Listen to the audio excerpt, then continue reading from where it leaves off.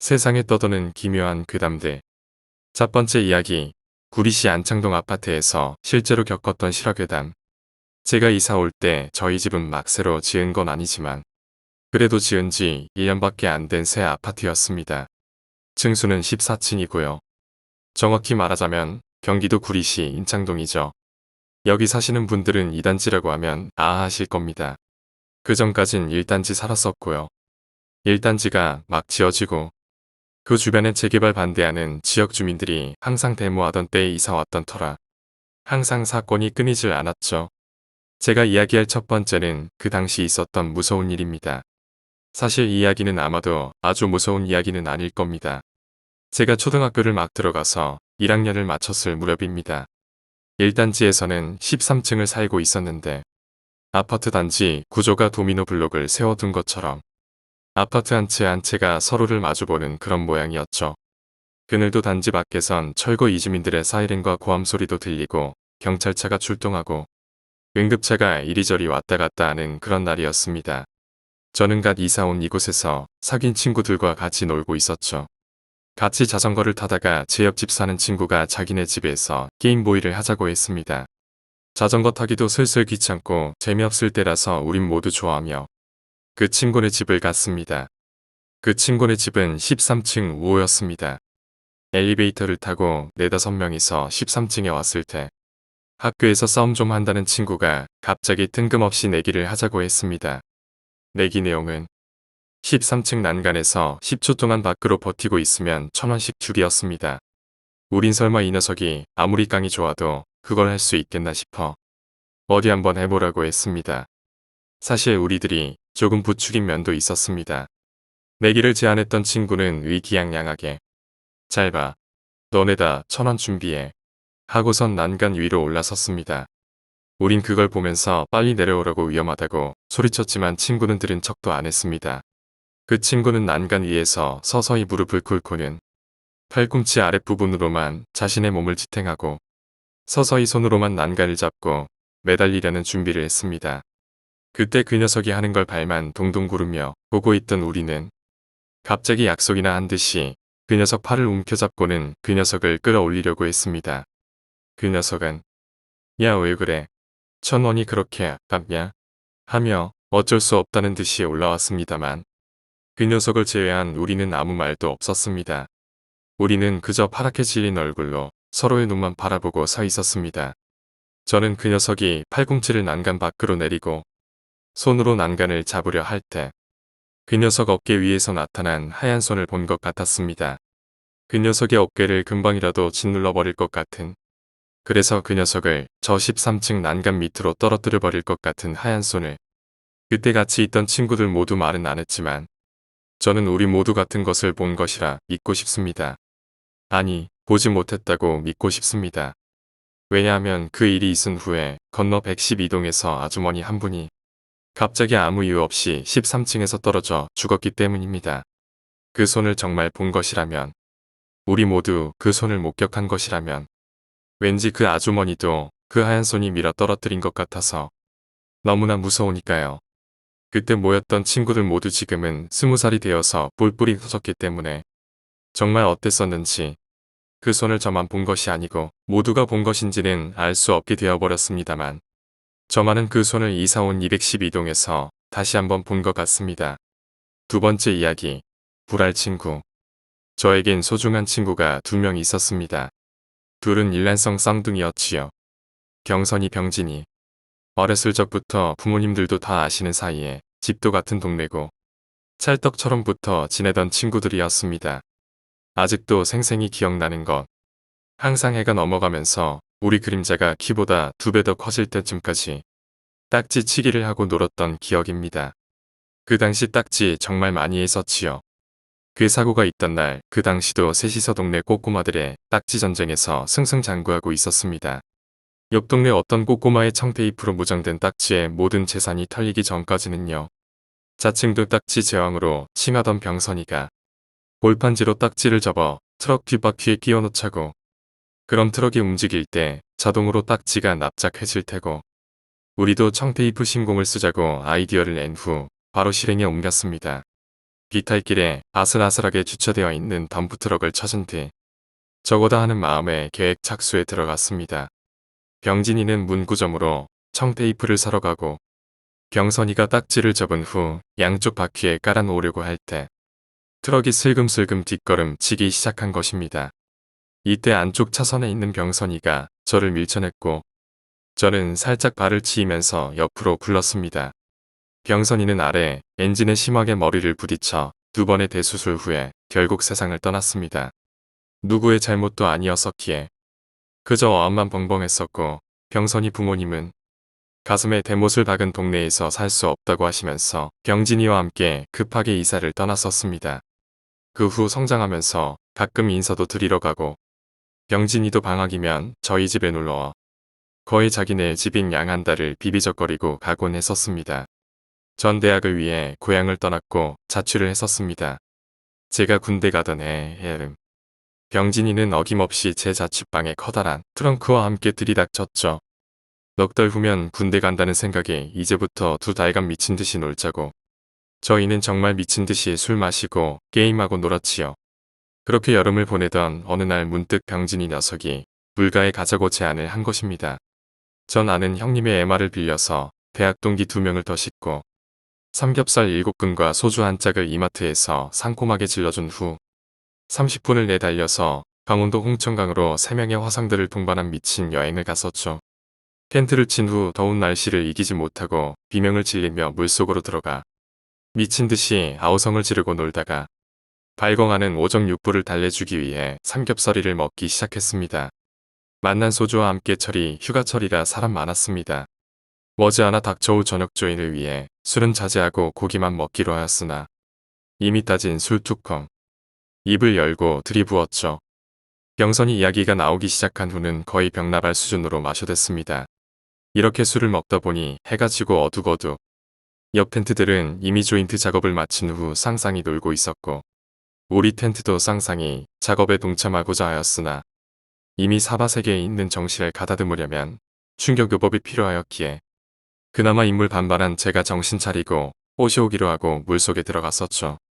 시원하게 수영하고 정신 차리자 소주 먹고 고기 먹고 배 가득 채우고 물속에 들어가면 어떻게 되는지 아십니까? 바로 익사죠.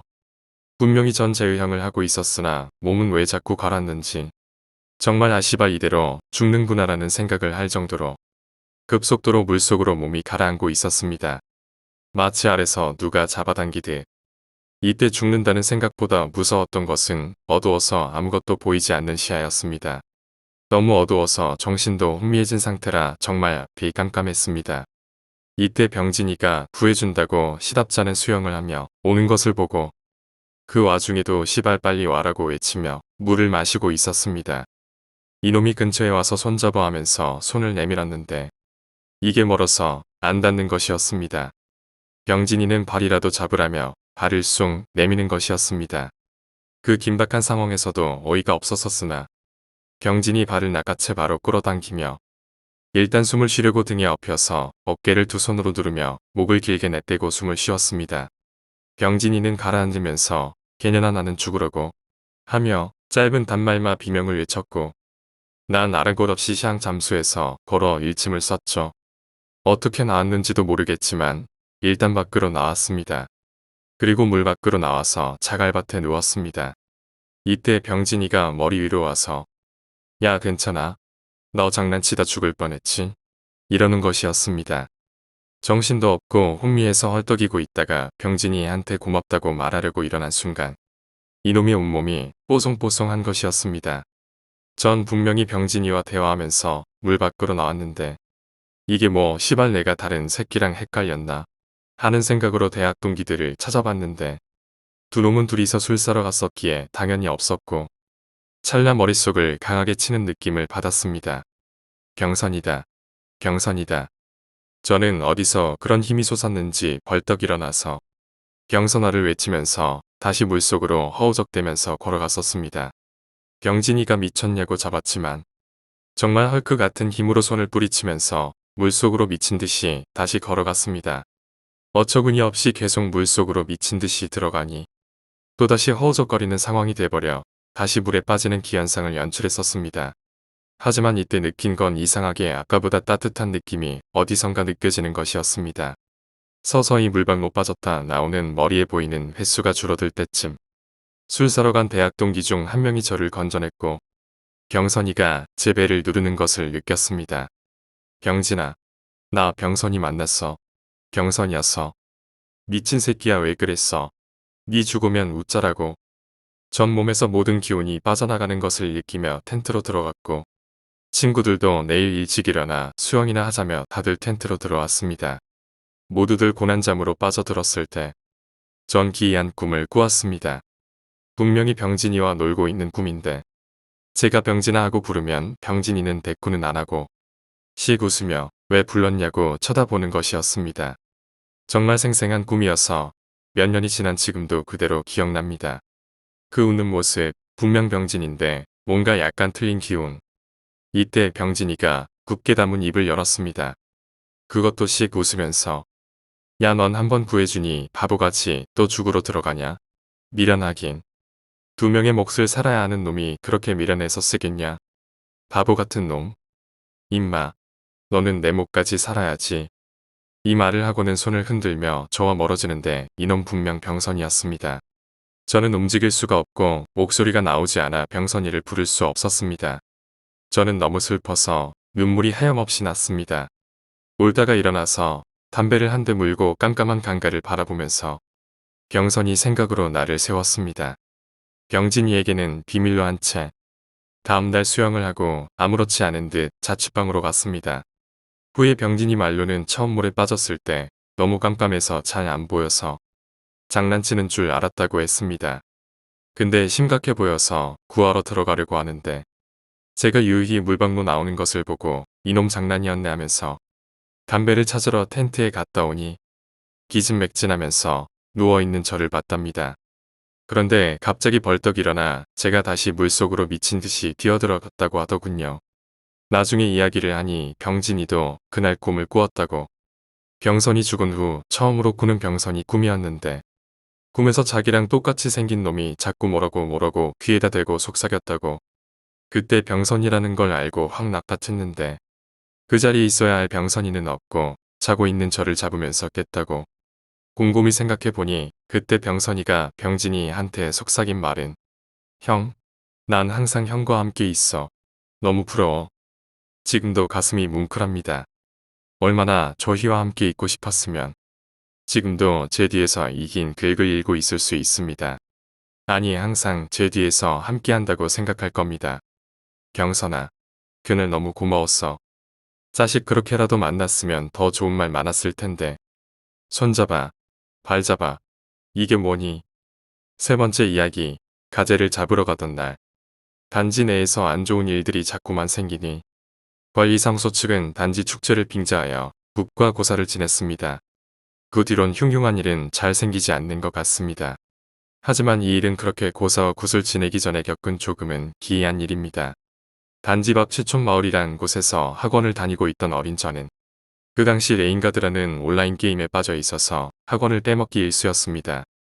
그날도 집에서 게임을 하며 학원을 땡땡이 칠 궁리를 하고 있을 때 일터에 나가셨던 어머니가 집에 전화를 하셔서 저에게 호통을 치시며 학원을 가라고 말씀하셨습니다. 저는 어머니가 집에 돌아오셨을 때의 후환이 두려워 일단 집을 나서긴 했지만 학원은 여전히 가기 싫었습니다.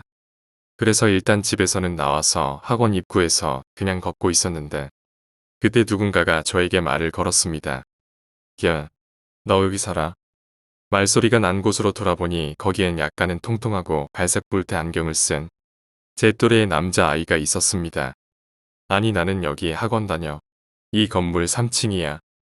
그 아이에게 그렇게 대꾸를 하고 전 또 학원을 가기 싫은 마음에 걷는 것을 멈추고 땅바닥에 주저앉아 공벌레를 잡으려 바닥에 돌을 뒤적이고 있었습니다. 그때 제 뒤통수에서 그 아이의 말이 들렸습니다. 너 뭐 잡는 거 좋아해? 나랑 가재 잡으러 갈래?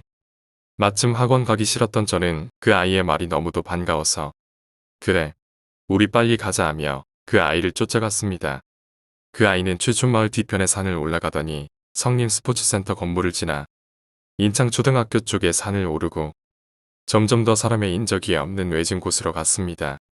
저는 처음 본 아이에게 얕보이고 싶지 않아서 힘들다는 소리 하나 없이 혼자 빙빙대며 따라갔습니다. 그렇게 1시간여를 더 넘게 따라갔을까요? 제 얄팍한 자존심은 한여름의 땡볕과 굳은 돌길에 서서히 무너지고 설상가상으로 신고 있던 신발이 샌들이라 발가락이 너무 아파 그 아이에게 짜증과 투정을 부렸습니다. 야, 어디까지 가야 가재가 있는데? 가재 잡으러 가자며. 그러자 그 아이는 희죽 웃으며 손가락으로 저 멀리 있는 조그마한 빌라를 가리켰습니다. 저기가 개나리 아파트거든. 저길 지나면 57서단이란 곳이 나오는데 거기서만 가재가 살아. 그 말에 저는 고개를 끄덕거리며 알았어. 가재 없기만 해봐. 하고는 다시 그 아이의 등 뒤만 쫓아갔습니다. 그렇게 다시 40분에서 1시간 정도 걷자 정말로 산속 깊숙한 곳에 조그마한 계곡을 발견했는데 그 계곡에서 흘러나온 맑은 물이 작은 못을 이루며 흐르고 있었습니다. 거기엔 정말로 제 손바닥만한 가재들이 이리저리 돌아다니고 있었습니다. 자 와. 정말이지. 이제 잡으면 돼. 그 아이가 했던 말이 거짓이 아니라는 게 밝혀지고 또 생전 처음 보는 가재들이 그렇게 많다는 사실에 그동안 투덜거리고 짜증이 났던 마음은 눈 녹듯이 사라졌습니다. 이제 가재를 잡기만 하면 되는 건데 가재들이 정말로 재빨라서 전 겨우 한 마리를 잡았습니다. 제가 실망한 표정을 짓자 같이 갔던 아이가 말했습니다. 너 되게 못 잡는다. 저 밑에 내려가면 여기 물을 쓰는 우물이 하나 있는데 거기서 내가 잡아줄게. 저는 가재 잡을 생각에 좋아라 하며 그 우물로 갔습니다. 그 우물은 특이하게 우물벽과 땅바닥이 맞닿아 있는 곳에 작고 네모난 구멍이 뚫려 있었고 거기서는 쉴 새 없이 물이 졸졸 흐르고 있었습니다. 그 아이는 자신의 옷이 젖는 것은 아랑곳 없이 땅바닥에 착 달라붙어서 손을 구멍으로 넣고는 무언가를 움켜쥐는 신용을 했습니다. 하지만 가재는 쉽게 잡히지 않았고 그 아이가 가재가 있긴 있는데 자꾸 손 밖으로 도망간다며 저보고 우물 안에 들어가서 가재 좀 몰아다 달라고 했습니다. 저는 알았다고 하고는 우물벽을 기어 올랐습니다. 그리고 그 안을 향해 발을 내디디려는 순간 마치 유리를 날카로운 것으로 긁어내는 듯한 소름 끼치는 웃음소리가 들렸습니다. 그때 저는 우물벽의 시야가 거의 가려졌기 때문에 그 웃음을 누가 내는지는 몰랐지만 정말 소름이 끼치는 것을 느끼며 우물로 내려앉았습니다. 그러나 발이 땅에 닿지 않았습니다. 그 우물은 정말 깊었고 땅바닥 쪽에 있던 네모난 구멍은 우물물이 넘쳐 오르지 않게 하기 위한 물을 내보내는 곳이었던 겁니다. 껌껌한 우물 속으로 발이 쏙 들어가서 다시는 못 나올 것만 같은 공포를 느끼며 미친 듯이 우물벽을 긁었습니다. 발로도 계속 우물벽을 차고 입구 코가 물 밖으로 나올 때마다 숨을 쉬고 그 아이를 미친 듯이 불렀습니다. 그러나 그 아이는 대답이 없었습니다. 그때까지 살아온 짧은 인생에서도 가장 후회되는 순간들만 머릿속을 스치며 정신을 잃는 순간에 왼발 끝에서 제 샌들을 누군가가 벗겨가는 듯한 느낌이 들더니 다시 한번 물 밖으로 떠오를 수 있었고 저는 깜깜한 늦저녁의 고속도로 중앙선 위에 서 있었습니다. 손톱은 다 깨지고 옷은 질기 묻고 온몸은 흠뻑 젖은 채로요. 그리고 한 손엔 가재 한 마리를 쥐고 왼발만 아무것도 안 신은 채로요. 그렇게 제가 처한 상황이 이해가 가지 않아서 그렇게 중앙선에 멍하니 서 있었습니다. 얼마 지나지 않아서 제가 겪은 일이 모두 현실로 와닿기 시작할 때 저는 목 놓아 울었습니다. 방금 물에 빠져 죽을 뻔했는데 이젠 난데없이 차들만 쌩쌩 지나다니고 분명히 한낮의 땡볕이었는데 지금은 깜깜한 밤이고 어떻게 고속도로 지나시던 분 중에 저와 제 부모님을 아는 분이 계셔서 제 부모님께 연락이 갔습니다. 중앙선 가운데서 하염없이 울다가 절 발견하신 부모님의 차를 타고 전 밤 11시에 집에 돌아올 수 있었습니다. 집에 돌아가는 길에 부모님은 아무 말도 없이 차를 운전하셨습니다. 그러다 집에 돌아가는 길에 제57사단이라는 이정표가 보였습니다. 저는 너무 울어 끄끄거리는 목소리로 그 이정표를 보고서는 엄마나 저기 어떤 애랑 갔었다. 가서 가재 잡아왔어. 봐봐 하고는 한 손에 꼭 쥔 가재를 보여드렸습니다. 가재는 여직 잘 살아 있었습니다. 내 말을 들은 어머니는 한참 동안 가재를 들여다보시더니 더 굳은 표정으로 아무 말도 하지 않으셨습니다. 그리고 집에서도 부모님은 절 혼내지 않으셨습니다. 전 단순히 학원 빠진 것으로 혼나지 않아서 약간은 기분이 좋아졌습니다. 나중에 부모님께 그 일을 말씀드렸더니 그 일이 있었던 일주일 전에 최촌마을에 사는 한 아이가 가재를 잡으러 갔다가 그 우물에 빠져 죽었다고 합니다. 최촌마을에 살던 부모님 친구분이 제가 학원에 가지 않고 어디론가 가는 것을 보셨고 저는 계속 입으로 가재를 중얼거리고 있었다고 합니다. 아마 우물에 빠져 죽었던 아이는 저 우물에서 죽지 않게 막아준 그 어떤 것이고 저에게 가재를 잡으러 가자던 그 아이는 우물로 아이를 끼워 죽이는 사악한 것이 아니었을까요? 전 제가 살아날 수 있었던 이유를 그렇게 생각해 봅니다. 네 번째 이야기, 모텔에서의 가위. 쌀쌀하던 2006년 어느 겨울날 친구들이랑 술을 마시고 여자친구랑 2차를 가서 정말 미친 듯이 마신 것 같네요. 그런 후에 여자친구랑 같이 모텔을 갔던 것 같아요. 가서 미친 듯이 같이 운동을 했고요. 그런 후에 여자친구는 집안이 엄격해서 집에 들어와야 했고요. 저도 가야 했지만 너무 피곤해서 눈을 감았습니다. 제가 아마 잠이 들었던 것 같네요. 꿈을 꾸기 시작했습니다. 모텔 안은 한 5평 남짓했고요. TV, 식탁, 작은 냉장고 하나가 있었고 크게 침대가 있었고 그 바로 앞에 문이 있었습니다. 저는 꿈에서도 잠을 자고 있던 상태였어요. 눈은 감고 있었습니다. 그런데 밖에서 무슨 소리가 들리는 거예요. 제가 듣기로는 남자 하나와 여자 둘이 얘기하는 것 같았어요. 조용한 목소리로 문 좀 열어줘. 문 좀 열어줘 하는 것이었어요. 저는 그때 무슨 기분이 들었는지는 모르겠지만 그냥 자던 채로 뒤로 손을 뻗어 방문을 열었습니다. 그러자 누군가 안에 들어온 느낌이 들고 문이 닫히는 소리가 들리더군요. 그러자 한 여자가 침대로 올라와서 저를 흥분시켰고 한 남자랑 여자가 얘기를 하는 것 같았어요. 저를 흥분시키던 여자가 착한 아이네 하는 것이었어요. 저는 계속 눈을 감고 느끼고 있었고요. 그리고 갑자기 분위기가 바뀌더니 저도 어떻게 느낀 것인지는 모르겠지만 계속 눈은 감고 있었고요. 아마 침대 위 벽 쪽에서 손이 나오는 듯 싶더니 저의 목을 꽉 감싸는 것이었어요. 제가 허우적대자 다른 한 명의 여자가 제 위로 올라오더니 칼로 제 배를 쑤시는 거예요. 물론 느낌이었지만 정말 배가 뚫리는 느낌이 들었어요. 나쁜 아이는 혼나야 돼 하면서 말이죠. 그 전까지 너무 무서웠어서 눈을 못 뜨고 있다가 정말 죽을 것 같자 눈을 떠야겠다고 생각했습니다. 그리고 힘을 다해 눈을 뜬 순간 모든 것이 꿈이더군요. 식은땀이 나고 머리끝이 삐죽 섰지만 저는 너무 피곤하여 다시 잠을 청했어요. 그러더니 갑자기 머릿속에서 나가 라는 한 여성의 소리가 강렬하게 들리면서 머릿속에 어떤 영상이 떠오르는 것이었어요. 저는 정말 무섭고 오싹해서 세수도 못하고 모텔에서 나와 집으로 간 기억이 있습니다. 5번째 이야기, 장례식. 여자가 울고 있다. 그 여자의 이름은 연예인 김미진. 친한 친구가 죽어 장례식장에 있었다. 승미야, 내가 이렇게 가면 어떡해. 승미야. 연예인 김미진은 그렇게 슬피 울며 3일을 유족들과 함께 장례를 지내고 있었다. 3일장 마지막의 날 아침, 미진의 매니저가 말했다. 이제부터 오락 프로그램에 나가셔야 합니다. 슬프시겠지만 어쩔 수 없습니다.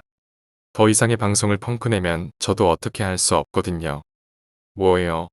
저보고 지금 그렇게 사랑하던 친구가 죽었는데 오락 프로그램에 나가서 웃으라는 건가요? 너무하시네요. 오늘로 3일장이 끝나니까 기다려주세요. 저도 친구 가는 길은 끝까지 보고 싶습니다. 예, 그럼 저는 먼저 가겠습니다. 그래도 오늘 밤까지는 마음을 추스르시고 와주세요. 네, 알겠습니다. 저도 연예인이니까요. 그리고 미진은 다시 친구 가는 곁을 지켜주고 있었다. 그날 밤 11시 30분. 미진은 장례식장을 나와 자신의 차를 탔다.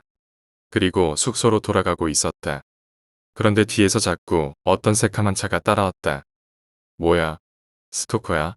오늘 같은 날에라고 생각이 들자 짜증이 났다. 뒤에서 따라오는 새카만 차는 차 라이트까지 깜빡이며 자기를 과시하듯 김미진의 숙소까지 따라왔다. 새벽 1시가 돼서야 미진은 숙소에 도착했는데 그때까지 따라오던 새카만 차는 미진이 허겁지겁 숙소로 들어가는 걸 보고도 계속 숙소 앞에 있었다. 뭐야 무섭게. 미진은 커튼을 닫고 얼른 잠자리에 들었다. 다음날 미진은 매니저와 함께 프로그램 촬영을 위해 방송국으로 가려고 집에서 나왔다. 차를 타려던 매니저는 미진의 차 앞유리에 있는 종이를 발견했다. 미진 씨, 이 종이가 뭐죠? 뭐라고 적혀 있는 것 같은데. 이리 한번 줘봐요. 미진은 그 종이에 적힌 글을 읽었다. 저는 목사입니다. 집으로 가고 있는데 당신 차 뒷좌석에 커다란 낫을 들고 있는 여자가 있어서 계속 따라갔습니다. 그걸 알려주려고 차업 라이트까지 껐다 켰었는데 무사하신가요? 6번째 이야기. 자연재해. 비가 내리는 나른한 오후다. 난 위로 뚫린 창문을 통해 내리는 비를 바라보며 알 수 없는 쓸쓸함을 느꼈다. 우리가 이런 땅속으로 나라를 개발하게 된 것은 자연재해 때문이다. 지구는 어느 순간부터인가 계속해서 자연재해를 만들어냈다. 그래. 처음엔 버티고 살려고 했지. 난 학교에서 배운 역사를 이것저것 짜 맞추며 그때의 기록을 새록새록 되살렸다. 학교에서 배운 지식에 따르면 자연재해가 시작되고 난 뒤부터 각 세계의 대표들이 한자리에 모여서 자연재해를 피할 작전을 궁리하다가 결국 이 땅속을 선택했다고 한다. 그리고 이렇게 지하 세계를 완벽히 건설하게 된 것. 그로부터 수백, 수천 년이 지나 서라고 했다. 물론 다른 지역, 다른 나라에는 가끔 아파트를 짓고 사는 곳도 있지만 그곳은 자연재해가 제대로 덮치지 않는 지역이다. 우리같이 자연재해가 제대로 덮치는 지역은 제기랄 말을 마치기 무섭게 또 하나의 자연재해가 우릴 덮쳤다. 난 집안에 꼭 하나씩 배치되어 있는 대피소로 피했다. 아마 이번 재해는 분명 지진일 것이다. 그것도 옛날과는 차원이 다른 엄청난 규모의 지진. 도시 하나가 박살나는 건 눈 깜빡할 새에 일어나는 그런 지진. 계속해서 땅이 흔들렸다. 땅은 마치 살아있는 양, 혹은 거인들이 들었다 놨다 하는 것처럼 열심히 뒤죽박죽으로 섞인다. 지하세계의 크나큰 단점이라면 바로 지진에 취약하다는 점일 것이다. 웬만한 자연재해, 그러니까 태풍, 홍수, 번개, 유성낙하 같은 엄청난 재해쯤은 아무렇지도 않게 견뎌낼 수 있지만 이런 지진에는 정말이지 속수무책이다. 물론 정부에게도 생각은 있는 것인지 튼튼한 재료로 만든 대피소를 각 집마다 하나씩 설치는 해줬지만 뭔가 역부족이다. 이렇게 쓰잘것없는 불만을 머릿속으로 털어내고 있는데 어느 순간 지진이 멈췄다. 난 속으로 안도의 한숨을 내쉬며 집안을 돌아봤다. 젠장, 저건 귀한 건데. 난 이리저리 흘러내린 술들을 씁쓸하게 쳐다보고는 조심스럽게 밖으로 했다. 이미 도시는 소란스러웠다. 그리고 나라 밖으로 나가려는 수많은 인파의 숨을 쉴 수 없을 지경이었다. 잠깐만요. 나도 어릴 틈인가 호기심을 억제하지 못한 채 밖을 향했다. 이런 거대한 지진이라면 대체 밖은 얼마나 망가졌을까. 예정외로 바깥은 평화로웠다. 아까부터 내리던 비는 멈춘 지 오래였고 울창한 나무들을 보아하니 아마 수백, 수천 년 동안 지하에서 사느라 엄청나게 숲이 커진 것 같았다. 아무튼 밖은 정말 신비로운 장소다. 밖으로 자주 나갈 수 있는 건 일부 특권층과 전쟁에 나가는 군인들 뿐이다. 어쨌든 바깥은 비교도 안 되게 좋구나. 여기서 뭐 하시는 겁니까? 뒤를 돌아보니 경찰들이 내 어깨를 잡고는 날 끌고 가려 했다. 이미 나 말고도 여러 명이 잡혀가는 것이 보였다. 경찰은 어안 벙벙하게 서 있는 내게 묵묵히 수갑을 채우더니 딱딱한 어조로 말했다. 당신을 특별법 위반으로 체포하며 당신에게는 변호사를 선임할 권리와 묵비권을 행사할 권리가 삭제됩니다. 뭐라고? 바깥 한번 구경한 대가치고는 너무 크잖아. 이대로 잡혀가면 10중 8구 사형이다. 분명히 학교에서 배웠었지. 그래, 나라 밖을 나가면 사형이야. 난 이대로 죽고 싶지 않아. 난 재빨리 경찰을 넘어뜨리고는 전속력으로 달렸다. 아마 집에 틀어박힌 채 가만히 있으면 모를 것이다. 그래, 이렇게 많은 사람들이 나왔는데 어떻게 알겠어? 어서 집에 가만히 있자. 다시는 바깥으로 나오지 않겠어. 쿵. 갑자기 엄청난 충격과 진동이 바로 내 뒤에서 일어났다. 그리고 나는 상당히 먼 거리를 날아가고서야 비상식적인 비행을 멈췄다. 지진인가?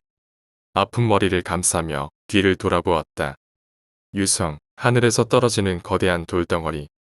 그랬다. 내 뒤에 떨어진 것은 엄청난 크기의 유성이었다. 내 몸에 약 100배는 될 듯한 거대한 유성. 나는 엄청난 공포에 휩싸였다. 날 뒤따라오는 경찰들도 이미 이성을 상실한 채 이리저리 도망 다니고 있었다. 나는 재빨리 나무 위로 올라갔다. 그곳에 있는 풍경은 꿈에서나 보던 지옥이었다. 이미 나라로 들어가는 입구는 아까 봤던 곳보다 훨씬 커다란 유성에 의해 막힌 지 오래였다. 그리고 시민들도 경찰들도 한데 어우러져서 이리저리 뛰어다니고 있었다. 그러나 비 오듯 쏟아지는 유성은 그들을 무참히 작살내기에 충분했다. 제길, 이따위 세상이 바깥인 줄 알았다면 나오는 것이 아니었어. 자연재해가 이렇게 심각한 걸 줄 알았다면 쿵. 다시 엄청난 크기의 유성이 내게 돌진했다. 내가 올라간 나무가 맥없이 앞으로 꺾였다. 나는 살고 싶다. 나는 살고 싶어. 이대로 죽고 싶지 않아. 쿵. 유성에 맞아서 다리가 부서져 버렸다. 난 남은 다리와 손을 이용해서 열심히 피할 곳을 찾았다. 쿵.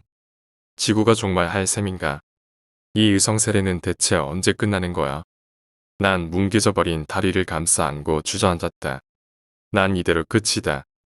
이제 더 이상 살고 싶지 않다. 이따위 지구, 이따위 세상, 박살 나버리라 그래. 지금 나는 힘없이 내 하반신을 내려다보고 있다. 뭉개졌다. 유성에 맞아 뭉개져 버렸구나. 머리가 혼미하다. 아까까지만 해도 시끄럽던 비명소리마저 들리지 않는다. 난 마지막으로 태양을 바라보았다. 그러나 거대한 그림자가 태양을 가려버렸다. 그렇구나. 저게 학교에서만 배웠던 인간이구나. 다시는 개미로 태어나지 않을 테야. 에필로그. 에이, 다 죽었네. 쭈그리고 앉아있던 한 아이가 재미없다는 듯이 일어났다. 천진난만해 보이는 9살짜리 아이는 자신에 의해서 몇천 년이나 지속되던 한나라가 파괴됐다는 것을 모르는 듯했다. 이제 여기에 개미는 없어. 우리가 개미집까지 부숴버렸잖아. 형으로 보이는 듯한 다른 아이가 자신의 동생에게 말했다. 그리고는 몸에 묻은 흙을 털더니 동생의 손을 잡았다. 저쪽으로 가자. 저기에는 더 큰 개미집이 있어. 이렇게 자연재해들은 이동을 시작했다. 7번째 이야기. 오래전에 미친 여자. 누나는 일찍 결혼을 앞두고 원룸에서 매형과 같이 살고 있는데요. 그 경기도 파주 어디 원룸에 살고 있는데 빌라처럼 그런 곳이었거든요. 매형은 일 나가고 누나는 집에서 TV 보고 있었는데 벨이 울리면서 택배 왔습니다라며 어떤 여자분께서 말씀하시는 거예요. 택배 올 게 없었던 누나는 이상해서 도어 뷰로 문 밖을 봤는데 캄캄한 거예요. 그래서 이상하네라고 생각하며 누구 이름으로 오셨어요? 라고 말하자 아 무거우니까 일단 문부터 열어주세요라고 말하던 거예요. 누나는 수상하다 생각해서 앞집에 전화해서 아줌마 저희 집 현관에 택배 왔다던데 수상해서 그러는데 좀 봐주실래요? 라고 했대요. 그러자 아주머니가 현관에 갔다 오시고 하시는 말씀이 일단 전화 끊고 경찰에 신고부터 하세요라고 말하시길래 누나가 택배 아니에요. 말씀해 주세요 하니까 아주머니께서 지금 어떤 여자가 한 손에 식칼 쥐고 한 손으로는 현관의 도어뷰를 가리고 있다고 말씀하시는 거예요. 누나는 너무 무서워서 아빠한테 전화하고 매형한테 전화하고 경찰에 신고까지 하고 창문이랑 문이랑 문은 다 잠가버리고 컴퓨터 있는 방에서 컴퓨터 켜고 네이트온으로 저한테 말해주더라고요. 지금 밖에 이상한 미친 여자가 칼 들고 서 있는데 무서워 죽겠어라면서 막 말하길래 저도 진짜 막 무서워지더라고요. 그러다가 경찰 오고 저희 아빠랑 엄마랑 저랑 파주까지 올라가고 진짜 난리도 아니었어요. 2007년 2월에 생겼던 일이네요. 지금은 몇 달이 지났지만 지금은 배달이나 손님이 와도 문 잘못 열어준다고 하네요. 8번째 이야기. 20년 전 자취방의 귀신. 때는 2002년 월드컵의 열기가 채 가시지 않은 H대학 근처의 자취방에서 생긴 일이다. 나는 평범한 A와 학생으로 과 특성상 밤을 새우는 일이 많았고 그늘도 역시 밤을 새워가며 과제를 하고 있는 중이었다. 새벽 2시쯤 되었을까. 피곤한 눈을 달래기 위해 잠시 모니터에서 눈을 떼고 담배를 찾으려고 걸려있던 옷을 뒤지던 찰나 진동 모드로 되어 있는 나의 전화기가 울리고 있는 것을 눈치채고 재빨리 확인해 보았다. 상대는 나와 같은 과를 다니는 K군. 그 친구 녀석과 나는 과에서는 서로 안면을 트고 지내긴 했으나 실제로 연락을 주고받을 정도로 친한 정도는 아니었기에 꽤나 의외의 전화였다.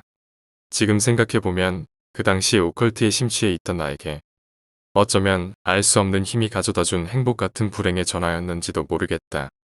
이 시간엔 무슨 일이야? 미안한데 나 지금 너네 집에 가도 괜찮겠냐? 괜찮긴 한데 무슨 일인데 그래? 아, 나 지금 너네 집 문 앞에 있다. 들어도 될까? 그때는 정말로 이상한 녀석이라고 생각했다. 문 앞에 있어. 그럼 왜 들어오지 않고? 떠오르는 의문들을 뒤로 한 채 나의 한 칸짜리 자취방 문을 열고 나가보니 문 옆에 케이는 쭈그리고 앉아 덜덜 떨고 있었다. 이미 이성을 상실한 듯 내가 나온 것도 알지 못한 채 그저 쭈그리고 앉아 앞만을 응시하며 덜덜 떨고 있는 케이를 나는 재빨리 방 안으로 데리고 들어왔다. 찬장 안에 아껴두었던 믹스커피 2봉을 꺼내 재빨리 타주고 아직도 인사불성인 그 녀석에게 자초지종을 물었다. 그러자 그 녀석이 남았어. 귀신이라고 하는 것이었다. 이 무슨 아닌 밤중에 봉창 두드리는 소리더냐. 갑자기 웬 귀신 타랑인가. 하지만 그 녀석의 입에서 나온 얘기는 뜻밖의 충격적인 얘기였다. 케이는 어느 때처럼 늦은 밤까지 과제를 하며 모니터를 바라보는 중노동 아닌 중노동을 하고 있었다. 하지만 며칠째 계속되는 밤샘 작업이 고되었던 케이는 결국 그날은 더 이상 버티지 못하고 잠을 청하게 되었다. 바닥에 이불을 깔고 불을 끈 뒤 자리에 누웠을 때 아직 암적응이 되지 않은 K의 눈앞에 무언가 흔들거리는 물체가 보였다. 까만 천장에 흔들거리는 무언가. 몇 번 눈을 껌뻑이며 그게 뭔가 자세히 보기 위해 애쓰던 K는 경악할 수밖에 없었다. 천장에는 검은 머리카락을 자신의 코앞까지 들이운 채 천장벽에 붙어있다. 웬 처녀의 모습이 보였기 때문이었다. 눈, 코, 입이 전부 퀭하게 파인. 하지만 이상하리 많지 창백한 얼굴이 까만색 머리카락 사이로 보이던 그 귀신은 인간으로선 도무지 꺾여질 수 없는 각도로 목이 꺾여진 채 자신을 가만히 내려다보고 있었다. 그리고 입에서 나온 보랏빛 혓바닥. 그쯤 되었을 때 케이는 이미 제정신이 아니었다. 자신도 모르게 솟구쳐 오르는 비명을 내지르며 케이가 집 밖으로 뛰쳐나왔을 때 케이의 자취방 앞 화단에 웬 사람 둘이 앉아있는 모습이 보였었다. 밭을 열심히 갈고 있던 아줌마들. 여기서 케이는 단연코 그 아줌마들을 근방에서 본 적이 없었다고 했다. 갑자기 케이를 보며 신미소를 짓더니 자기들끼리 얘기를 시작했다고 한다. 올해는 참 잘 익은 것 같아요. 그러게요. 따는 보람이 있을 것 같네. 이미 이성이 반쯤 날아간 상태에서 케이는 열심히 달리며 핸드폰에 저장되어 있는 전화번호부를 뒤졌다고 한다. 생각났던 게 나밖에 없었다고 했다. 케이의 이야기는 여기서 끝이 났다. 그 뒤 약 일주일간 케이는 집에 들어갈 생각을 안 했다. 결국 나중에 내가 같이 그 집을 들어가서 약 한 달간 살아줬다. 그리고 나도 또 다른 일을 겪게 되었다.